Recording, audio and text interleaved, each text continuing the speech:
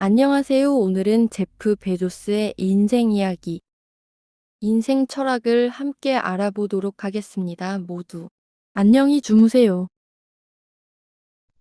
제프 베조스, 삶과 도전, 그리고 아마존의 탄생. 인터뷰 진행자. 안녕하세요.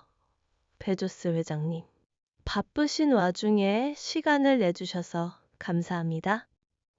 오늘 이 자리는 아마존을 세계 최고의 기업으로 이끈 당신의 삶과 철학을 깊이 들여다보는 귀한 시간이 될 것 같습니다. 많은 분들이 당신의 성공 스토리를 궁금해합니다. 어린 시절부터 이야기를 시작해 볼까요? 제프 베조스, 감사합니다. 제 이야기가 누군가에게 도움이 될 수 있다면 기쁜 일입니다. 저는 뉴멕시코의 작은 마을에서 태어났습니다. 어린 시절부터 호기심이 많았고 무엇이든 분해하고 조립하는 것을 좋아했죠. 할아버지의 농장에서 보낸 시간들은 제게 큰 영향을 주었습니다. 할아버지께서는 저에게 자립심과 문제 해결 능력을 가르쳐 주셨습니다. 전기 울타리를 고치고 트랙터를 수리하는 일들은 제게 과학과 공학에 대한 흥미를 심어주었고, 이는 훗날 아마존을 만드는 데 필요한 실용적인 문제 해결 능력에 기반이 되었습니다. 인터뷰 진행자. 프린스턴 대학교에서 컴퓨터 과학을 전공하셨고, 졸업 후에는 월스트리트에 촉망받는 인재가 되었습니다.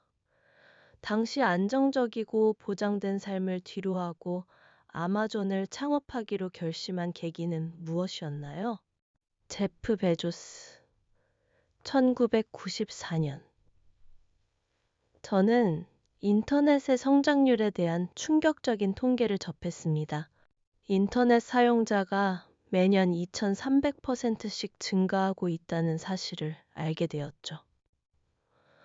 저는 이 엄청난 성장의 파도에 올라타야 한다고 직감했습니다. 당시 제가 다니던 회사 D쇼의 사장님께 이 아이디어를 말씀드렸을 때 그는 자네는 지금 좋은 직장을 가지고 있네. 이 안정적인 삶을 버리고 모험을 택할 만큼 그 아이디어가 정말 가치가 있는가? 라고 물으셨습니다. 저는 이 질문에 깊이 생각했고 후에 최소화 프레임워크 Regret Minimization Framework을 떠올렸습니다. 인터뷰 진행자, 후에 최소화 프레임워크요? 흥미롭네요. 제프 베조스. 네, 그렇습니다. 80세의 나이가 되어 제 인생을 되돌아봤을 때 과연 무엇을 가장 후회할까를 상상해 보았습니다. 안정적인 직장을 그만두고 실패하더라도 새로운 것에 도전하지 않은 것을 후회할까요? 아니면 도전했다가 실패한 것을 후회할까요? 답은 명확했습니다. 도전하지 않고 후회하는 것보다는 실패하더라도 도전하는 것이 훨씬 낫다고 생각했습니다. 이 프레임워크를 통해 저는 월스트리트의 안락한 삶을 버리고 시애틀로 향하는 자동차 안에서 아마존의 사업 계획을 구상했습니다. 고객 집착, 아마존 성공의 핵심, 인터뷰 진행자. 아마존의 가장 중요한 성공 요인으로 고객 집착을 빼놓을 수 없을 것 같습니다. 고객 집착이 정확히 무엇을 의미하는지, 그리고 왜 그렇게 중요하게 생각하시는지 듣고 싶습니다. 제프 베조스. 아마존은 첫날부터 고객 집착 커스터머 obsession이라는 원칙을 가장 중요하게 여겼습니다. 다른 많은 기업들은 경쟁자에 집중하지만 우리는 고객에 집중합니다. 경쟁자는 늘 변하지만 고객의 욕구는 변하지 않습니다. 고객은 더 낮은 가격, 더 빠른 배송, 더 다양한 상품을 원합니다. 이 세 가지는 10년 전에도, 지금도, 그리고 10년 후에도 변하지 않을 진리입니다. 저희는 모든 의사결정의 중심에 고객을 두었습니다. 예를 들어 아마존 프라임 서비스를 만들 때도 그랬습니다. 당시 많은 사람들이 연회비를 내고 배송비를 무료로 해준다는 아이디어에 회의적이었습니다. 하지만 저희는 고객들이 더 빠르고 예측 가능한 배송을 원한다는 것을 알고 있었고, 이 서비스가 고객에게 엄청난 가치를 제공할 것이라 믿었습니다. 결과는 모두가 알다시피 성공적이었습니다. 고객에게 집착하면 장기적으로 성공할 수밖에 없습니다. 고객을 위한 가치를 창출하면 결국 회사의 가치도 올라가기 때문입니다. 아마존의 리더십 원칙과 혁신. 인터뷰 진행자. 아마존의 독특한 조직 문화와 14가지 리더십 원칙에 대해서도 궁금합니다. 이 원칙들은 아마존의 성장 동력이 되었다고 알려져 있습니다. 제프 베조스. 네, 14가지 리더십 원칙은 아마존의 모든 직원이 공유하는 가치이자 의사결정의 기준입니다. 이 원칙들은 단순히 좋은 말을 나열한 것이 아니라 실제 비즈니스 상황에서 적용되는 실용적인 지침입니다. 예를 들어, 오너십 주인의식 원칙은 모든 직원이 장기적인 관점에서 회사의 주인처럼 행동하도록 독려합니다. Think big, 크게 생각하라 원칙은 작은 목표에 안주하지 않고 혁신적인 아이디어를 추구하도록 만듭니다. 가장 중요한 원칙 중 하나는 Invent and Simplify, 발명하고 단순화하라입니다. 혁신은 단순히 새로운 것을 만드는 것이 아니라 고객의 문제를 해결하는 과정입니다. 저희는 실패를 두려워하지 않고 끊임없이 새로운 시도를 합니다. 아마존 웹 서비스 AWS도 원래는 아마존 내부의 IT 인프라를 효율적으로 운영하기 위해 개발한 것이었습니다. 우리는 이것이 다른 기업들에게도 유용할 것이라 판단했고, 결국 거대한 클라우드 컴퓨팅 시장을 개척하게 되었습니다. 혁신은 작은 아이디어에서 시작해 수많은 실패와 시행착오를 거쳐 탄생하는 것입니다.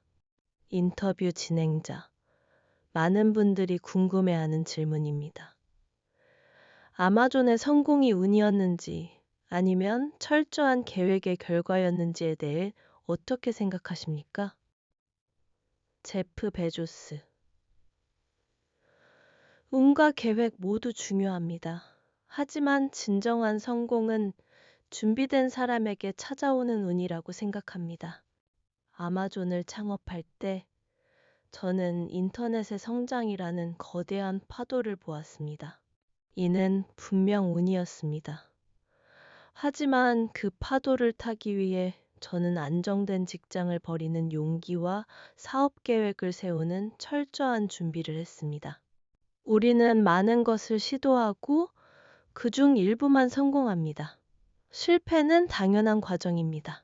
아마존에서도 수많은 프로젝트가 실패했습니다. 하지만 우리는 실패를 통해 배우고 다음 도전에 반영합니다. 혁신은 직선이 아니라 실패와 성공이 반복되는 곡선입니다. 중요한 것은 실패했을 때 좌절하는 것이 아니라 왜 실패했는지 배우고 다시 일어설 수 있는 회복 탄력성입니다. 제프 베조스의 미래와 도전. 인터뷰 진행자. 아마존을 떠나 새로운 도전인 블루 오리진과 우주 탐사에 집중하고 계십니다. 왜 우주입니까? 제프 베조스. 저는 어릴 적부터 과학과 우주에 대한 꿈을 키웠습니다. 우주 탐사는 단순히 재미를 위한 것이 아니라 인류의 미래를 위한 투자입니다. 지구는 유한한 자원을 가지고 있고 언젠가 우리는 지구를 넘어 새로운 삶의 터전을 찾아야 할지도 모릅니다. 블루 오리진의 목표는 우주를 인류의 미래를 위한 인프라로 만드는 것입니다. 마치 아마존이 전자상거래의 인프라를 만든 것처럼 말이죠. 저는 지구를 보호하기 위해 우주 산업을 발전시켜야 한다고 믿습니다. 지구에서 오염이 심한 산업을 우주로 옮기고 지구는 주거와 경공업, 자연 보존의 공간으로 만들 수 있다면 얼마나 좋을까요?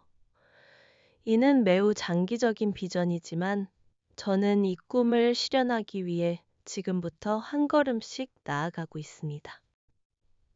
인터뷰 진행자. 마지막으로 지금 이 순간에도 꿈을 향해 나아가는 젊은이들에게 한 말씀 부탁드립니다. 제프 베조스. 저는 자주 당신의 열정을 따라가라고 말합니다. 하지만 열정만으로는 부족합니다. 열정은 당신을 시작하게 만들지만 끈기는 당신을 성공하게 만듭니다. 그리고 실패를 두려워하지 마세요. 저는 실패를 축하해야 한다고 생각합니다.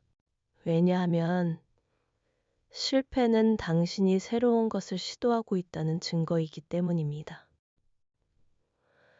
가장 중요한 것은 당신이 어떤 사람으로 기억되고 싶은가를 스스로에게 물어보는 것입니다. 현명함과 재능은 타고나는 것이지만 선택은 당신의 몫입니다. 저는 제가 선택을 통해 만들어진 사람으로 기억되기를 바랍니다. 후회 없는 삶을 살기 위해 매 순간 용기 있는 선택을 하시기 바랍니다. 인터뷰 진행자.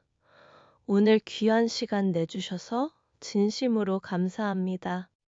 당신의 이야기를 통해 많은 사람들이 용기와 영감을 얻었으리라 생각합니다. 제프 베조스. 감사합니다. 제 이야기가 도움이 되었기를 바랍니다.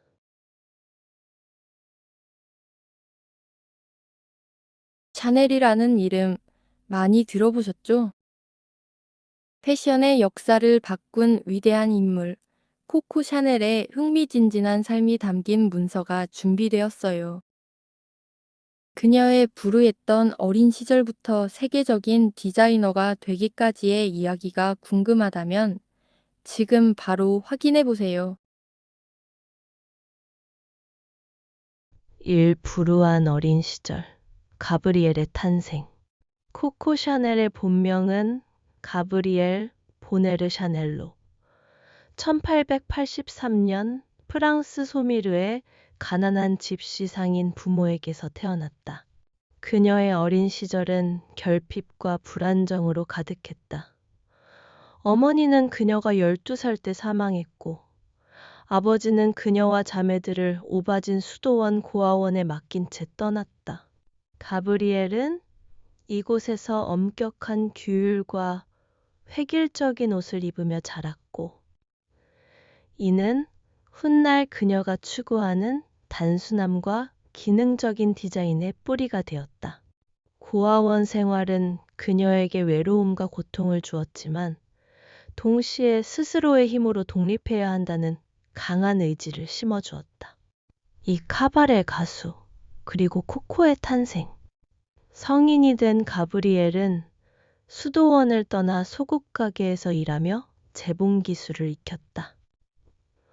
밤에는 카바레에서 노래를 부르며 용돈을 벌었는데 당시 그녀가 즐겨 부르던 노래 퀴카부 코코 던로 초케데러 에서 친구들이 그녀를 코코라고 부르기 시작했다.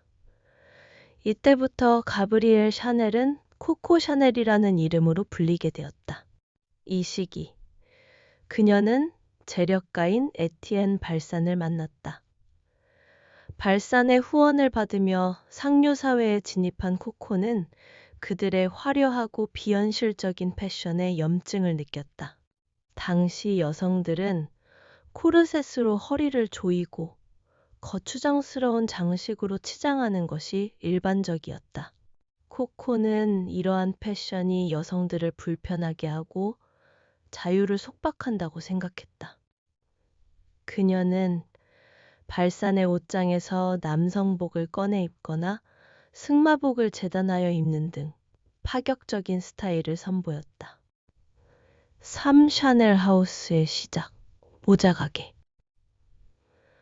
1910년 코코 샤넬은 발산의 친구인 아서 보이 카펠의 도움을 받아 파리 캉봉가의 모자가게 샤넬 모드를 열었다. 보이 카펠은 그녀의 재능을 알아보고 물심양면으로 도왔으며 둘은 깊은 사랑에 빠졌다. 이 모자 가게는 당시의 화려하고 복잡한 모자와 달리 단순하고 우아한 디자인으로 상류층 여성들의 마음을 사로잡았다.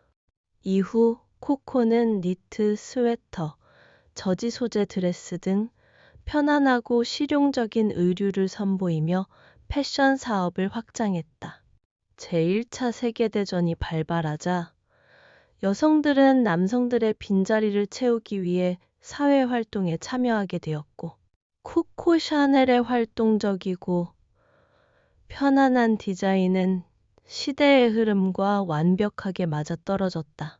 그녀의 옷들은 코르셋으로부터 여성들을 해방시켰고, 이는 패션 혁명으로 이어졌다. 4. 샤넬의 혁명적 디자인, 패션의 자유를 선언하다. 코코 샤넬은 편안함이 곧 우아함이라는 철학 아래 혁명적인 디자인을 연달아 선보였다. 니트, 블랙 드레스. 1926년 코코는 검은색 드레스를 선보였다. 당시 검은색은 장례식이나 하녀들이 입는 색으로 여겨졌지만 그녀는 이를 우아하고 시대를 초월하는 색으로 탈바꿈시켰다. 리틀. 블랙 드레스는 어떤 상황에도 어울리는 만능 아이템으로 현대 여성의 필수품이 되었다. 샤넬 슈트. 1920년대에 그녀는 여성들을 위한 샤넬 슈트를 디자인했다. 남성복에서 영감을 받은 트위드 소재의 재킷과 스커트로 구성된 이 슈트는 활동적이면서도 여성의 우아함을 잃지 않았다. 진주 목걸이와 함께 매치하여 단정하면서도 고급스러운 스타일을 완성했다. 샤넬 백. 여성들이 클러치를 들고 다니는 불편함을 해소하기 위해 1955년 어깨에 멜 수 있는 핸드백 2.55백을 만들었다. 체인 스트랩과 퀼팅 디자인은 현대적인 우아함의 상징이 되었다. 5. 샤넬 에노 향수의 혁명. 1921년 코코 샤넬은 조향사 에르네스트 보에게 여성의 냄새가 나는 향수를 만들어 달라고 요청했다. 당시의 향수들은 단일한 꽃향기가 주를 이루었지만 그녀는 여러 향을 조합한 복합적인 향수를 원했다. 수많은 시도 끝에 탄생한 것이 바로 샤넬 에노였다. 에노는 80여 가지의 향을 조합하여 만든 추상적인 향으로 시대를 초월하는 우아함과 신비로움을 담고 있다.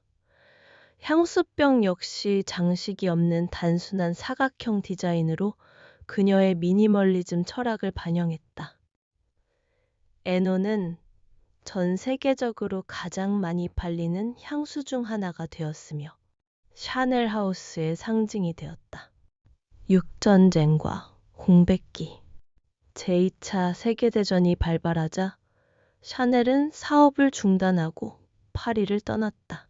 이 시기 그녀는 나치, 장교와 관계를 맺었다는 의혹으로 인해 협력자라는 오명을 쓰게 된다. 전쟁 후 그녀는 스위스로 망명하여 긴 공백기를 가졌다. 7. 패션계로의 화려한 복귀. 1954년 71세의 나이로 코코 샤넬은 패션계에 복귀했다. 당시 프랑스 패션계는 디올의 뉴룩처럼 여성의 몸을 다시 코르셋으로 조이는 화려한 스타일이 주를 이루고 있었다. 샤넬은 이러한 트렌드에 맞서 다시 한번 여성의 자유와 편안함을 강조하는 디자인을 선보였다. 초기에는 비판적인 시선이 많았지만 그녀의 디자인은 곧 전 세계 여성들의 지지를 받으며 다시금 패션의 정점에 올랐다. 8. 샤넬의 유산과 철학 1971년 코코 샤넬은 87세의 나이로 파리의 리츠 호텔에서 세상을 떠났다. 그녀는 단순함이 진정한 우아함의 열쇠라는 철학을 평생 고수했다. 그녀의 디자인은 여성들에게 자유와 자신감을 선물했으며 패션을 단순히 옷이 아닌 라이프 스타일의 영역으로 끌어올렸다. 그녀는 남성적인 요소를 여성복에 과감하게 도입하고 실용성과 편안함을 최우선으로 여겼다.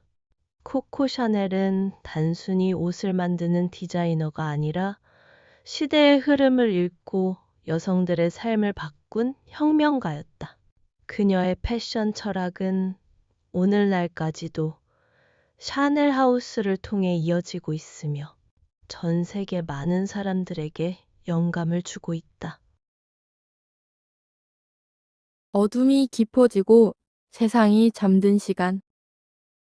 창밖의 달을 바라보며 인류의 위대한 도약을 이끌었던 한 남자의 조용한 삶에 귀 기울여 보세요. 닐 암스트롱, 고요한 거인, 인류의 첫 발자국.